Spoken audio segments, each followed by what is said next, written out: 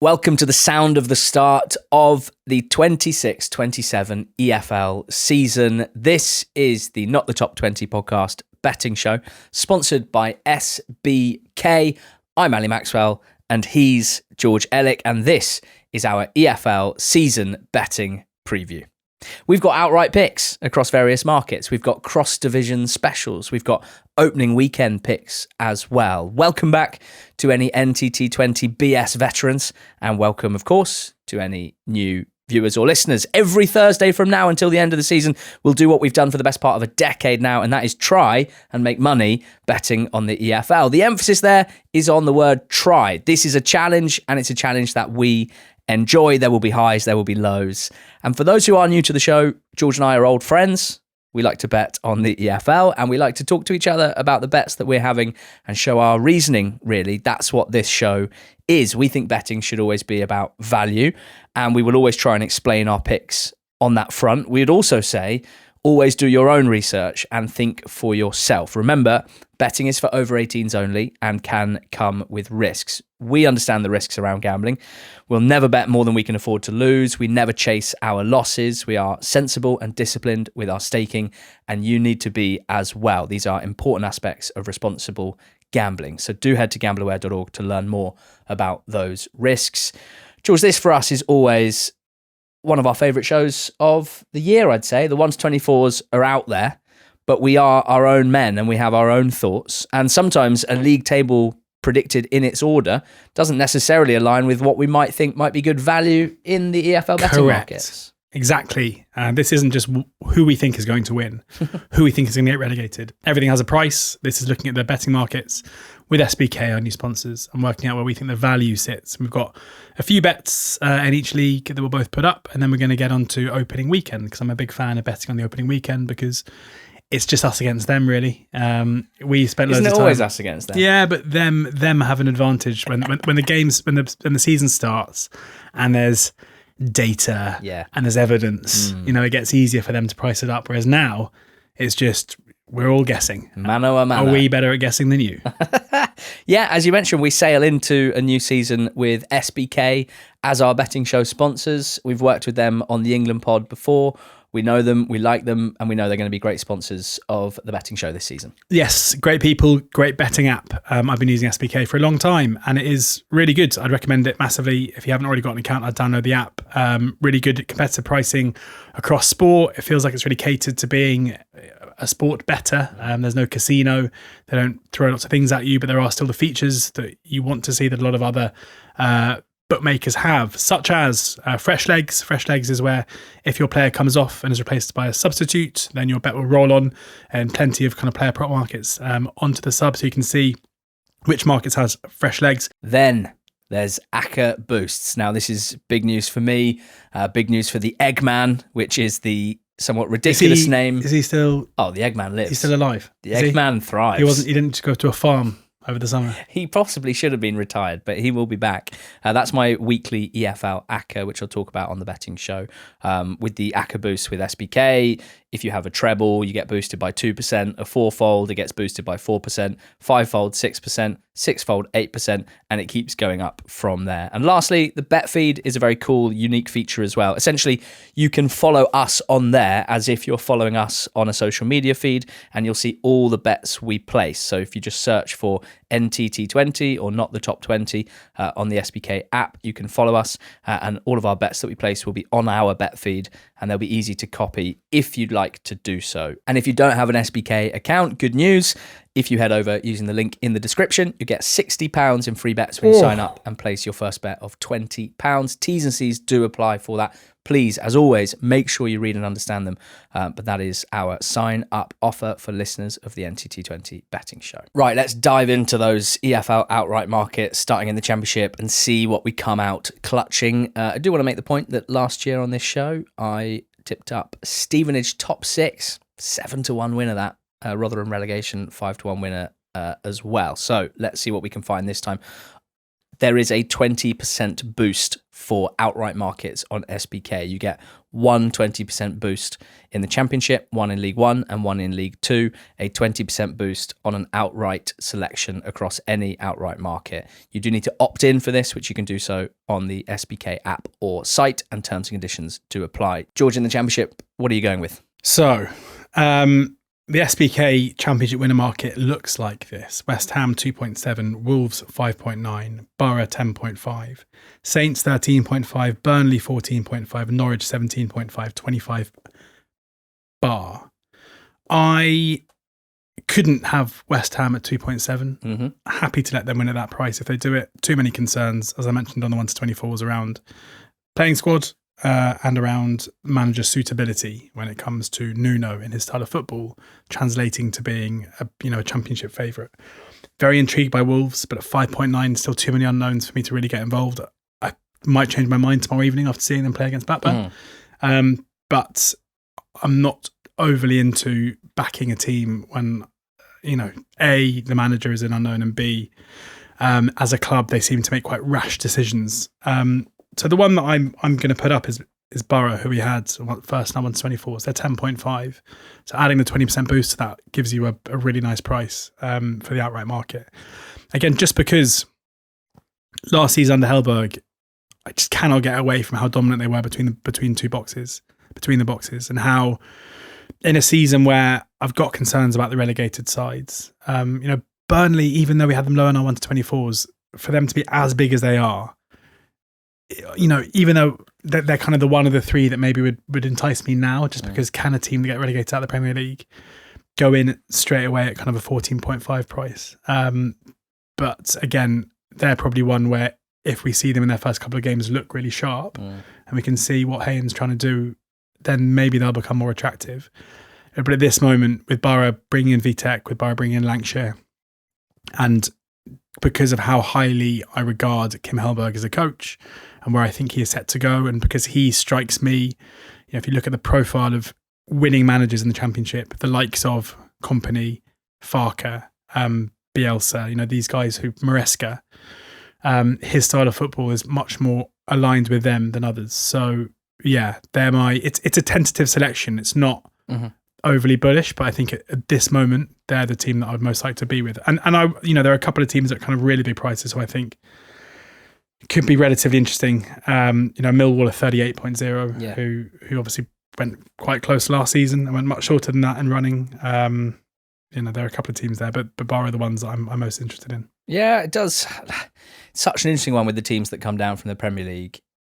I'm sure every single year we sit here and we can see reasons to take them on. And that's probably, by the time the 2nd of September comes along and you've seen a couple of games and the squads have been sorted out to a certain extent, things can look a little bit different. But certainly at the prices, like, you want to take West Ham on. And yeah, I mean, you like Borough. I quite like Norwich, 17.5 at the moment with SBK. Southampton took the most points in the league from January the 1st onwards. They start with a 4-point deduction, which will hold them back, but it wouldn't be that surprising if they were excellent. And yeah, as you mentioned, Millwall at 38 stand out because it seems to be assumed that they can't replicate what they did last season. But I don't really understand why that would be, given that the same manager is there. They improve the squad year on year. They have a group of players who are of an age where they improve year on year. And I do think that is a nice price. For my 20% outright boost, I'm looking at the to finish bottom market. And this is very similar to let's find someone in the winner market because West Ham are taking up so much of that market. I think that's the case here, but with Lincoln being 2.72 with SBK to finish bottom of the Championship. I'm just not having that. If you take the Lincoln City team that got over 100 points in League One last season, and you put a Sunderland badge on it instead of a Lincoln badge on it, like, they would be being talked about as probably pushing for a playoff place, because we're guilty of thinking of the club too much and not thinking about the team itself. The team itself has proven itself to be a winning football team at the level below, and generally those teams do pretty well the level above. I'm not having them being that short to finish bottom of the Championship, where there are some other clubs that I think could easily slide down there. I think the value, although we had Bolton bottom of the 1-24s and they were bottom of my individual ones as well, at 5.8, I would rather be with Preston, or rather I'd rather be on Preston in this market at 12.0, 11 to 1 with the 20% boost, taking it to over 13 to 1. I have Preston second bottom of my 1-24s. So if that's the case, the logic being that it wouldn't be a massive surprise if they were 24th, obviously. The attacking unit for me is not looking great. Up top, Osmajic, the new boy, Erabi, Bergzorg he's not a player that I really like. Callum Lang, not hugely sold on at this level unless he's having, unless there's the whole of the attack has what he lacks, which is basically kind of on-ball quality. Lang's a decent pressing option and a decent kind of wide poacher, but with injury issues as well, he just doesn't stand out as a top attacking player at the level for me. And then Alfie Devine is obviously the kind of jewel in the crown. They signed him permanently. He'll be playing in a very attacking midfield role. Andrew Moran as well, kind of backing him up. That's probably the best part of their attack, but it's a lot to ask Devine to be the whole attack, which is what I think at this stage with their squad right now he needs to be. Whereas last season he had Dobbin, who was providing plenty in a kind of number 10 role as well, and then Jebison at the top of the pitch, who offered something as well. So attacking unit not for me. Defensively, well, they conceded the third most expected goals against last season, so they weren't a good defensive team last season. They finished the season with 4 wins from their final 20 matches. Like, if Preston start this season at that level, they will be down there instantly. And given how unhappy Heckingbottom seems to be about lack of reinforcements to the squad, lack of replacements to key players that have left, given how unhappy the fans seem to be with just what they kind of see as the club just kind of drifting and potentially losing its championship status, because they have found it very difficult to compete on the same playing field as others at the level. They're going to have one of the lowest attendances in the league. Deepdale is an amazing stadium, which I love when it's rocking. I don't think it's going to be rocking this season, and that can suck energy out of the team as well. So I can't think of a compelling reason why Preston definitely couldn't finish bottom. And yeah, I mean, 11 to 1 suggests like an 8.3% chance of that happening. I think it's more than that. So my selection using SBK's 20% outright boost for the championship is Preston to finish bottom at 12.0 at 11 to 1. And as mentioned, the bet feed is a feature on the SBK app. If you'd like to back anything that we discuss on the show or in coming shows, just simply head to the bet feed on the SBK app. You'll see NTT20's bets there once we've placed them. If you follow us on there, you can copy the bets and that'll save time, I think. Anything else in the championship you like the look of, George? Yeah, a couple of things. I think Millwall are a huge price at 2.58 to finish in the top 8. Mm-hmm. Remember, this season top 8 is playoffs because of the new playoff system, which I don't like, but maybe this price is a reason to get on board. So just bigger than 6 to 4, 2.58. Such a good team last season. They've added some quality. At the moment, Femi Aziz is still a Millwall player, and it seems to have gone quite quiet as to whether or not he'll be leaving, which would obviously be a big boost. Got Lisbon from Posh. So yeah, I don't see why with Alex Neil at the helm they won't be equally good this season, and it'll be a pretty sharp drop off for them to fall out of the 8 altogether. So I'm very surprised when you consider that the likes of Birmingham are 1.89, Norwich are 1.89, Sheffield United 2.18. I can't really see why Millwall are such a much bigger price than all of those. Even Wrexham are 2.22. So yeah, and then a couple of anti-Blackburn stances. Blackburn relegation 4.7 looks a bet to me. They're a team that struggled last season. Really lacking quality within the squad. I love Tony Mowbray, but I can't shake the idea that this probably isn't a particularly good fit for his playing style. He's someone that likes his teams to get the ball down and play and be aggressive and attacking. I'm not sure there's enough quality in this team to win games of football that way. We saw Michael O'Neill come in at the end of last season and get them over the line playing a very different kind of way. It wouldn't surprise me if Mobes sadly doesn't last that long there. I hope I'm wrong, because there's basically no one in football who I'd like more to have success. And also Mowbray having success at Blackburn after so many close shaves with it last time in terms of being on the fringes of the playoffs would be great. Yeah. And then there are loads of match bets. up on SBK. I love match bets. They're really fun. And it's a really good opportunity. If you've got a team you want to get against and a team you want to get with, sometimes the odds are completely different to how you'd expect. And I would have Portsmouth as favourites over Blackburn in a match bet, but they are 1.99, so pretty much even money to finish above them. I think Pompey have strengthened really well. I think when you look at their injuries last season, which curtailed a lot of their campaign, when they got the players back from injury, they were much better. Josh Murphy should be fit again, which is, they basically get their best player back. Have made some intriguing signings, so the squad looks a bit more depth. So I think they should go well, and for the reasons I've already outlined with Blackburn, I think they should finish above them. So yes, I think they will. I think they'll finish above them. So 1.99 is a bet. Yeah, I do like those X to finish above X markets that SBK have. What stood out to me, Southampton to finish higher than Sheffield United. Quite like the look of that at 1.79. Derby County to finish higher than Stoke, 1.84. And you quite liked when we chatted yesterday, West Brom to finish above Bristol City. That's 1.99 as well. So a couple of bits in there that interest me. But otherwise, going to move on to League One, where my outright pick for League One is Huddersfield to win League One, currently at 20-1 with SBK, and we get the 20% boost as well with SBK's League One outright boost. This is, at 20-1, a bit of a long shot, and it's the logic being, I have question marks about Sheffield Wednesday and Leicester, who take up the top two in the market, which means I'm looking for something else. And you've got in third and fourth in the betting, Luton Town and Plymouth Argyle. I wouldn't be gutted to be on either of those, but at a bigger price and to make the most of the boost, I think this is a good way of doing it. I'm going to be with Huddersfield Town. Now, there's a pretty simple hypothesis here, which is if Martin Drury, their manager, is good, this could get very interesting very quickly. So we know that Huddersfield's last two seasons since they got relegated from the Championship have been disappointing. That means 3 underwhelming seasons in a row. I think they finished 10th and 9th in their first 2 seasons back at the level. They've tried various different managers. I don't think anyone has managed a full season at Huddersfield since maybe Carlos Corberán, which feels like an awfully long time ago.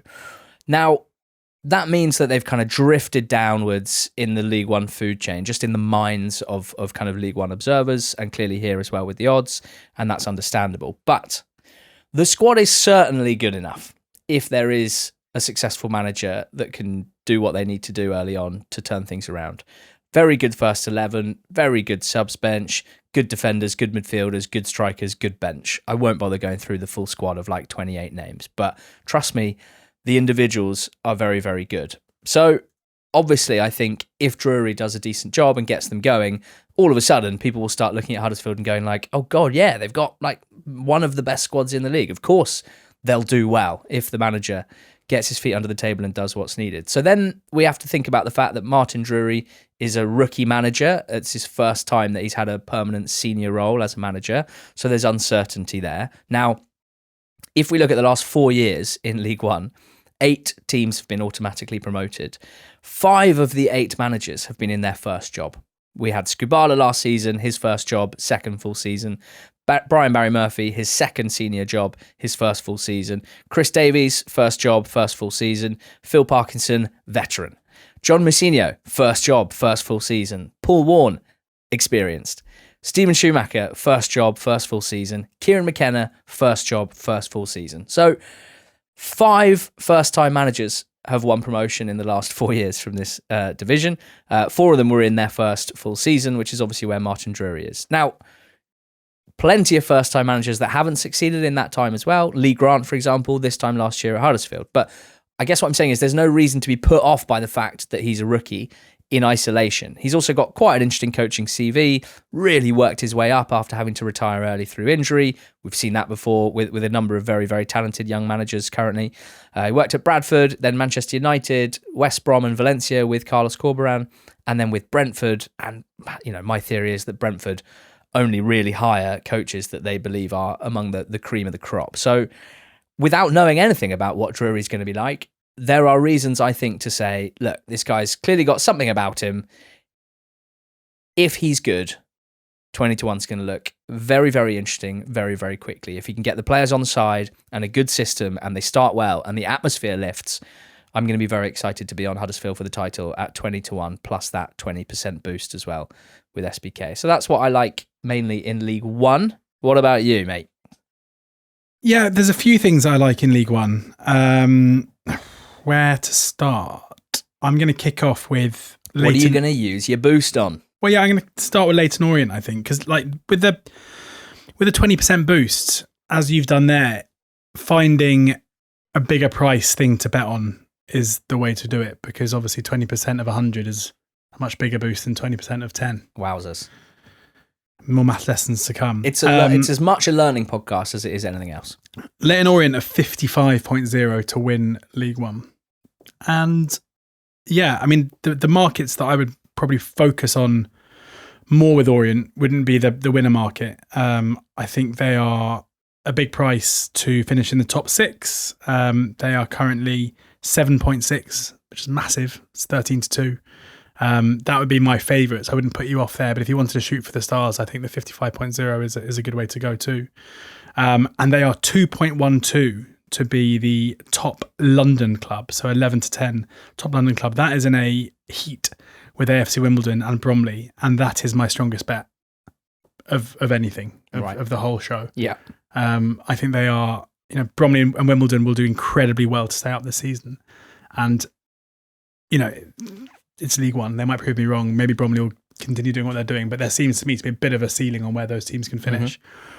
With Orient, I don't think that's the case at all. They finished in the playoffs the season before last. Richie Wellens, we know, can build very good teams. Last season was poor, but how many players will be part of their main 14-minute players? Is that a thing? Minute havers? I always struggle with that. I have it with the 124s. They've lost their 8 most minutes players from last season. Protagonists. They've lost the 8 players with the most minutes from last season. It's unwieldy. So how many of their 14 most minute players? This actually creates an opportunity for us to create a phrase. Minutemen. The Minutemen. So they've lost 8 of their top 10 Minutemen. No, you don't even say top 10. You say they've lost 8 of their 10 Minutemen. Yeah. Same thing, really. Yeah, like it. Okay. Their 14 Minutemen probably weren't there the majority of them weren't there last season. They have recruited, I think, very well from a Camrich, a right wing, to Jace Cabia up front, Alfie Gilchrist at centre back, loads of them. There are loads. Dobra left wing. Around. It looks to me to be a very good team. I can hear you being like, but Tom Ballard's gone. He scored about 1 million goals. He was player and young player of the season last season. But yes, that happens. But as we always say, selling a key player can often be the gateway to success, because it means it enables you to sign loads of other ones of decent quality you wouldn't be able to afford otherwise. So I think Orient, and I'm trying not to be blinded by the fact that I saw them beat Oxford 2-0 on Saturday, because I wasn't overly impressed with them. I should say, they stopped Oxford from playing well. Their out possession shape was good. Up until they scored, it was good to me. Up until they scored, it was a poor quality game when neither team really deserved to be ahead, and they scored twice late on. It's not because of that. It's just looking at the squad, looking at the manager, and basically throwing a season that I think is largely irrelevant in the bin. I think they are value in all markets. But yeah, that top London club 2.1 is good, I think. Couple more just to flag. I think MK Dons top 6, 2.72 is good, so just shy of 7-4. I think they were a good League One club last season in League Two. They've strengthened well. We know their ambition is massive. We know that if they have any sniff of being in the top 6 in January, they'll spend again. I like Nombe. I like Wintle. I like Barlasser. I like their defensive unit anyway. I think Warren provides you with that perfect kind of high floor for a top 6 bet. So I've got huge issues with Leicester and how short they are in basically all these markets as well. I haven't actually looked at this. That creates opportunity, because I would love to get against Leicester in some way. I'm going to have a look live at what the relegation price is. Well, there is 32. Also. I know for a fact, because we spoke about it yesterday, that you're interested in the Sheffield Wednesday to finish above Leicester. Yes, in that market. Yes, 2.32. Again, I think as it stands now, I'd have Sheffield Wednesday. Well, probably pick them. I think Leicester are the squad that need the most work. If they are going to sell Louis Page to Manchester United for however much money, maybe they'll be able to reinvest that money. But yeah, I think 2.32 now, Wednesday over Leicester appeals. And then Burton relegation, 2.34 is another one that I like. The squad looks like is lacking quality. Surprised that Tyree Shade's still there, but will he still be there at the end of the window? We'll have to see. But they're another team that I'm pretty confident they're going to be involved in the shake-up for relegation. And with 4 relegation spots, anything odds against looks big. Yeah, Burton to finish bottom at 6.8 was what I was going to flag here. I'm Bromley positive, and they're the favourites in this market. Wimbledon second favourites, I think, have a far better squad and more continuity than Burton. I mean, Gary Bowyer is a positive, and that's where it ends really for me. I think the squad looks, very, very thin. I think these owners of Burton in their third season now, I think they basically started with a massive misstep, and now they appear kind of unable to give Bowyer decent weapons with which to go into battle. So Burton to finish bottom, 6.8 for me in League One. In League Two, I've got 2 picks. I need to work out which one to use the boost on. I think it's got to be Northampton to finish bottom at 28.0, so 27 to 1 with SBK, plus the 20% boost. I think it's just got to be in for a penny, in for a pound. Like, I might be miles off it with this Northampton feeling that I have. And because I avoid anyone else's 1 to 24s and basically anyone else's on-running opinions on teams throughout the summer, like I'm really, really, really anal about avoiding anyone else's thoughts so that I know my own are my own, and so that I can kind of believe in them like that. And so there's no hiding place if I'm wrong, and I can't just blame like, oh, I got distracted by Gab or by George or by people on NTT20 squad. I say all that to say that when the Northampton relegation in our 1 to 24s came out, like that's the one that was most out of kilter with how the kind of wisdom of the crowd seems to be thinking right now. And like that's because people know that League One clubs coming down from League Two struggle, but people have kind of anointed Exeter as the ones, and then after that you're like, well, we've got our one down there, and you know now we'll be nicer to the other ones. But with Northampton, like they were way worse than Exeter were last season. They lost, what was it, their last 11 games? I think they won 1 of their last 15. Like the Northampton team that took to the pitch 3 months ago was an abhorrent League One team, and those teams generally don't do very well in League Two. They have appointed Chris Hogg. Now, Chris Hogg might be good. And, well, there's no doubt that he's had an impressive coaching career and that he assisted Liam Manning in some very successful jobs. But there is an unbelievable amount of belief going into Chris Hogg before he has started his tenure. And I'm very much in the need to believe it when I see it camp. Partly because I don't think this is an easy situation for any rookie manager to go in. If Chris Hogg had taken over a League Two team that had been there last season, let's pick one that finished just outside the playoffs. If Chris Hogg was the new Swindon Town manager who'd finished 9th in League Two with a fairly settled squad, I'd be like, yeah, I think Chris Hogg could have a really good start here. But he's coming into a team that have been horrendous, and he's the one that everyone's turning to go, Chris, mate, we really need you to like turn this around. And I think that's a really difficult job for anyone, let alone a rookie manager. I don't see any reason to believe, based on their transfer business, that Northampton are coming down into League Two as big hitters financially. Lee Evans is probably the most recognisable name who might give them 2,000 minutes, but whose injury record means he probably won't do more than that. Warhurst and Saunders are their 2 strikers at the moment. Warhurst is a 19-year-old they've signed from Man City who's never started a senior league game before. Saunders, I'm not a big fan of. Lemonade Evans is fine. Logan Briggs, I know some people are excited about, is a 21-year-old on loan from Leicester, has never started a senior league game before. Like, for me, this is not the appropriate way to be approaching what I think is a really proven difficult situation. And obviously, if I think that there's a chance they finish in the bottom 2, which I do, then there's only 2 relegation spots. It's not out of the question that they would finish bottom in my mind. So I'm going to make the most of this stance, this opinion. It might look stupid almost immediately, and that's fine. At 28 to 1, you understand that this is improbable. This isn't likely to happen. But for whatever reason, I have big alarm bells ringing that other people don't have with Northampton, and I'm going to put my money where my mouth is with that and back them to finish bottom. With SBK, it's 28.0 as we record, but I'll be using a 20% outright boost. You have to opt in for those, found on the SBK app. as soon as if you're listening to this, they are available now on the app. I also like Bristol Rovers to win the title at 9.8. We had Salford top in our 1-24s, but they weren't top in my personal 1-24s. I think Bristol Rovers are a decent thing, and because Salford are the favourites, therefore Bristol Rovers out at 9.8. I think it represents value in my mind. I've got more question marks about Salford City over 46 games than I do about Bristol Rovers, who from the 27th of January got 5 points more than anyone else in the league. Yes, it's true they weren't playing in games with massive jeopardy, but Steve Evans broadly finally landed on the game model that worked and the players in positions that get the most out of the way that he plays. They won 8 games in a row. I think there's a lot of clarity in how they'll play and how it will lead to them consistently winning games. I think it's the appropriate way to play in League Two. I'm talking target men up top in the form of Joe Quigley and Ellis Harrison, but also not just target men up top. Sometimes we might need a Fabrizio Caven. We might need a Promise Omakere, Tommy Lee, who's a kind of a midfielder, but basically a target man as well, brilliant in the air.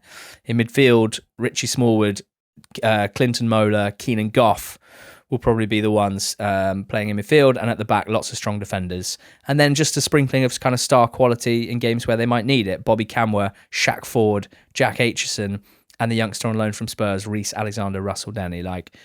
Yes, Salford brought in Langstaff, and he's amazing.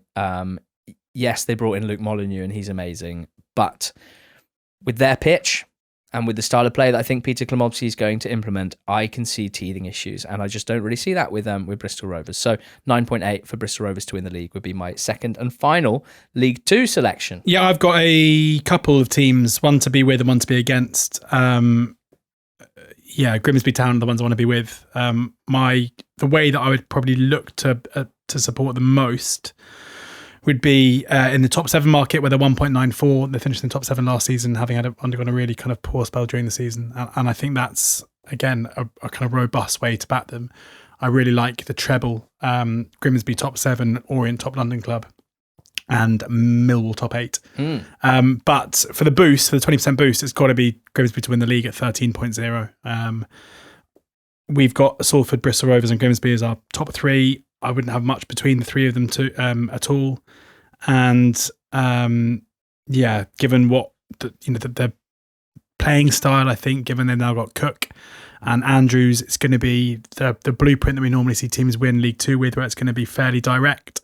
I think Dave Artella's the manager. Steve Evans obviously comes with a lot of promotions under his belt, but Artella's probably the manager I'd most want to be with in the league. They seem like a big price. So yeah, Grimsby to win the league at 13.0 is my 20% boosted outright bet. And then Exeter relegation is 6.0. Only 2 spots, obviously, but really fear for them coming down. Have lost some key players. Jaden Wareham is, of course, still there. The transfer business thus far doesn't look particularly exciting. And they're a team where if they are in trouble, they don't really have the financial clout to spend their way out of it, as we see that others do. So Exeter relegation and Grimsby in various markets. Time for the specials. We've got one each.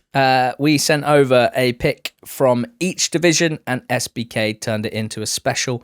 You can find the specials in the description of the podcast. There's a link there that'll take you straight to the SBK site or app, and the special will be there in your bet slip. Mine is 19-1, so 20.0 this special. We'll start in the Championship. Norwich top 8. They finished 1 place outside the top 8 last season and 4 points off. But after 1/3 of the season, they had 9 points. So they did an awful lot in the second and third thirds of the season. They're just very clearly a top 8 team for me. I'm massively buying into Phil Clement. I think the squad is great. I think it's better than people think. I think it's likely to improve given the kind of ages of the players. I think that they play a nice mixed style in attack. And so I have very few question marks around Norwich making the top 8. Second is Burton relegation. As discussed already, huge concerns about Burton. The last 6 seasons, they have finished between 15th and 20th. I think we could probably call that circling the drain. And I think you can only do that for so long. And then Bristol Rovers top 3, as discussed. So at 20.0, 19-1, my special is Norwich top 8, Burton relegation, Bristol Rovers top 3. Right, mine, I kind of mentioned two of the legs just a second ago. Orient, top London club, my napper the whole show. Grimsby, top 7, the one I like the most in League 2. And then just to give it a slightly bigger price, I mentioned Borough in the outright market, but for the special, I'm going to put Borough Promotion. With 8 spots, I'll be amazed if they're not in the 8. I think they've got a huge chance of finishing in the 2. If they get to the playoffs, the experience from last season hopefully should put them in good stead. So that's boosted from 13.5 out to 16.0. Borough Promotion, Orient top London club, and Grimsby top 7. Yeah, I've backed those on the Not the Top 20 SBK account. Therefore, they will be on the bet feed. Alternatively, if you like the sound of either of those specials, the links are in the description of the podcast. I'm going to put up one goal scorer because I like a goal scorer market. And I like Patrick Bamford in the Championship at 39 to 1, 40.0 with SBK. Now, couple of things here, couple of angles. Couple of ingredients. After Wilder came in, 5 games into the season, Sheffield United were the 4th top scorers in the league. Now, I think when you're looking at a top goal scorer in the Championship, and I've got a whole spreadsheet with all the top goal scorers in the last 10 years, various little data points. Can we find some trends? Well, actually, not really. We've had some absolutely mental top goal scorers in the Championship. And it often doesn't go the way that you think it's going to go. I think they've had 3 winners at over 100 to 1 in the last 4 seasons. I'm talking Vipotnik, I'm talking Smodics, I'm talking Akpom, and then Joel Perreault was kind of in the mix there as well at a much shorter price. So there aren't that many trends really, but one of the things I think is a pretty obvious thing to look for is you want the team they're playing for to be a top 6 attacking team. So I feel good that under Wilder, for 41 games of last season, almost a whole season, Sheffield United were the 4th top scorers in the league. They were 3rd for XG per 90 in that time. They were a good attacking team, and I think they will be again. Now, Bamford joined in late November, having been without a club for a few months. It didn't take him long to get up to speed. He logged 0.55 non-penalty XG per 90, which was right towards the top of the Championship over the course of the season. 6th in the league for goals per 90, 2nd for non-penalty goals per 90. So if we can get Bamford on pens this season, I'd be feeling really good about this. 2nd for shots on target per 90 in the league. 0.19 XG per shot reflects that he gets very high quality shots off. And it's his best goal-scoring season in terms of goals per 90 since 2013-14. So if anyone was thinking Bamford's finished or he's too old or whatever, that's just not reflected in what actually happened last season. It just happened that he joined the league 3 or 4 months late and therefore was never seen at the very top of the goal-scoring chart. So, it's true that in my spreadsheet, it's very clear the last 8 top goal scorers have all been between 23 and 28. And Bamford at, 31, 32, is a little older than the normal top goal scorer profile in the Championship. But he finished the season playing 90 minutes for 8 straight games, which makes me think physically he's absolutely fine. I think at 40.0 with SBK as we record, 39 to 1, Patrick Bamford is a good bet for Championship top goal scorer. And you can find it on the SBK bet feed because we've backed it on the NTT20 SBK account. Finally, opening weekend. We love it. George, we spent so long thinking about all these teams and now they actually play against each other in competitive matches. And we've got some feelings and some thoughts. So I've got 4 selections. I'm just going to go through them. I think the nap for me would be Friday night's game, over 2.5 goals. Actually, I've been toying with this. BTTS at 1.9. Huh. I like BTTS and I like overs at 1.78, but I'm going to go for BTTS at 1.9 because Wolves are such strong favourites. I think the Blackburn goal is the value here. I think goals are just value here. I don't think there's enough of a Mowbray tax, or whatever the opposite of a tax is. Tax relief? Rebate. Yeah. There's the Mowbray rebate. The Mowbray rebate should be in the price. Because I love a rebate. Well, we just know, and even you look at their Carabao Cup first round game where the total XG was like 5. Mowbray likes his teams to play attacking football, and I think this is often lost because of who he is. Like he's seen as being, like for people who don't understand Tony Mowbray, he's seen as being like an old school centre back, like dinosaur manager. He's the opposite. All he cares about is youth development and playing nice football. Yep. And that I don't think it's in the price because this is his first league game back at Blackburn. Wolves also have a phenomenal group of attacking players. I cannot wait to see Matthias Mane playing 90 minutes Championship football on Friday evening at the Volley South in Bermondsey. If you want to come, link in somewhere. You can find a link if you're listening to this. But they've got loads of them. They've got Adam Armstrong or Raul Jimenez playing up front, Fer Lopez playing in the 10, just a really good attacking side, seemingly playing expansive football under an attacking manager. I think it should be a really good game. I don't think it'll be a cage opening game. And I think the prices are too big for there to be goals. So BTTS at 1.9 with SBK is my best bet. What's interesting about that is, A, very excited about that game, season kickoff. B, SBK, they love a bet builder and they love to give free bet builders. And for the Wolves Blackburn game, they are offering a free £2 bet builder on that match. You have to opt into it and you have to select 4 legs minimum. But it sounds like George is getting you half the way there with BTTS and over 2.5 goals. But yeah, do look out for that on the SBK app. Wolves v Blackburn, free £2 bet builder. Right. And then a couple of others. I think Notts County are a bet at 3.75 at home to Leicester on Saturday. Nice. Just Leicester, we've got to assume that it's a great time to play them. Yeah, we've got to assume the squad's going to look different when we get to the end of the window. There is definitely a lot of. I know that Ali, you are a momentum truther, big momentum truther. But there is. You can explain this to me if you can. There is definitely precedent for winning playoff finalists starting seasons very well before there is a drop-off. Uh-huh. We saw it last season with AFC Wimbledon, who I know lost on their opening day, but they still started the season brilliantly. We saw it with Charlton last season in the Championship. So with Oxford the season before in the Championship. Like it's almost like the first 3 or 4 games, they're still riding on the crest of something in order to, and I don't want to call it momentum because it doesn't exist, but what is it? They are riding on the crest of something. Yeah, but it's not momentum, so it's, it's a whizzy. They managed to carry some kind of form into the early season. Yep. And even though I think Notts County might struggle this season, I do think this is an interesting opening game. And I think Leicester could be maybe a bit complacent. And we know that Patterson's team should at least press well. And Leicester, who, is Harry Souttar going to be playing, given he's subject to a bid from Sheffield United? If not, who's going to play centre-back for them? We know that centre-backs are quite an important part of the way that Russell Martin likes to play out from the back. I think Notts County are a big price. I think Sheffield United are a big price in the late game on Saturday. They're 2.5 at home to Birmingham.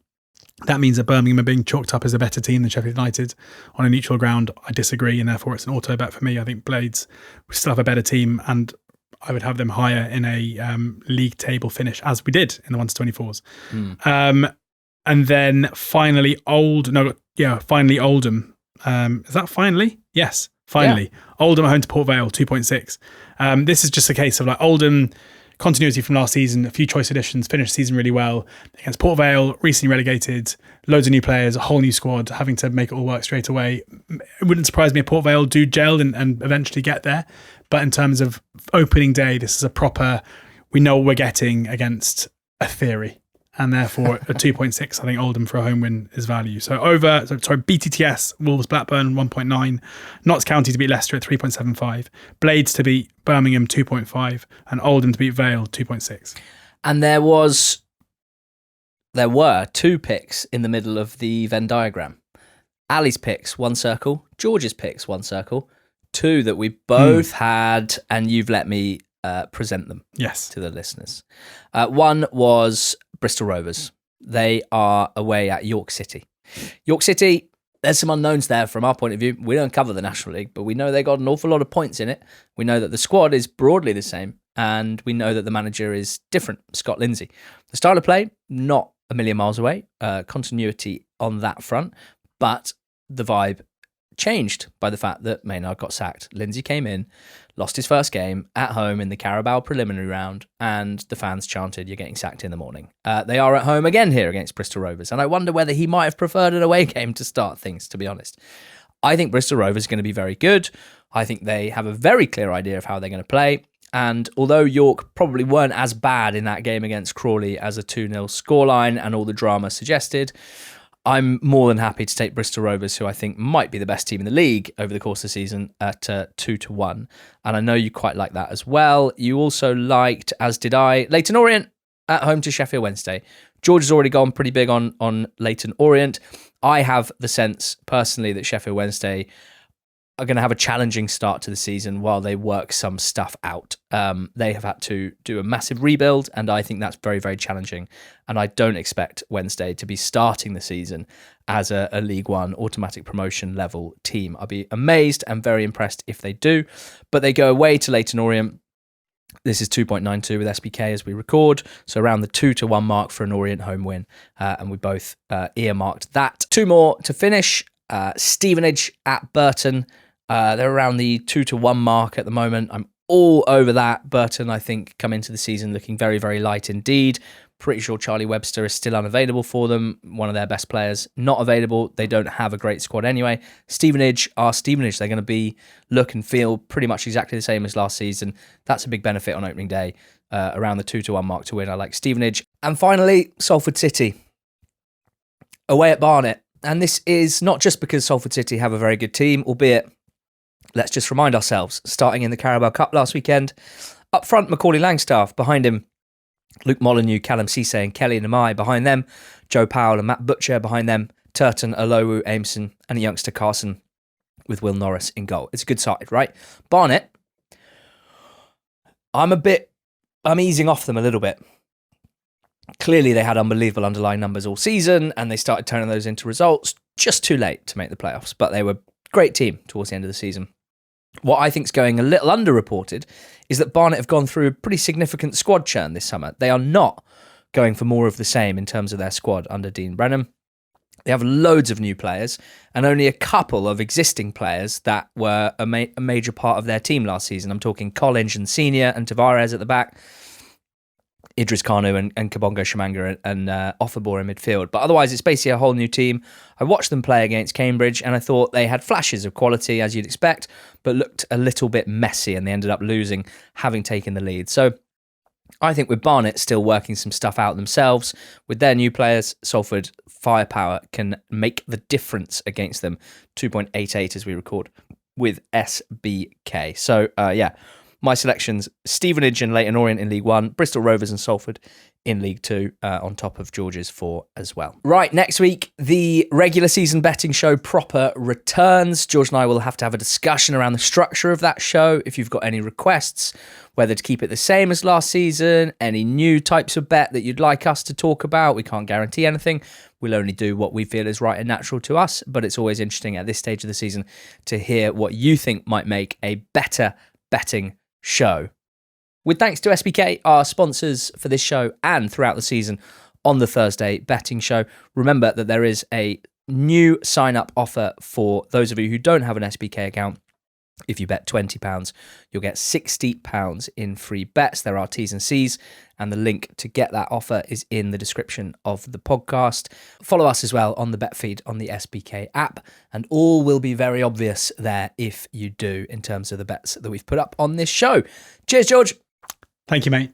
Let's enjoy opening weekend. We'll be back on Monday to break it all down on the Monday pod. Come on. Cheers. Go well.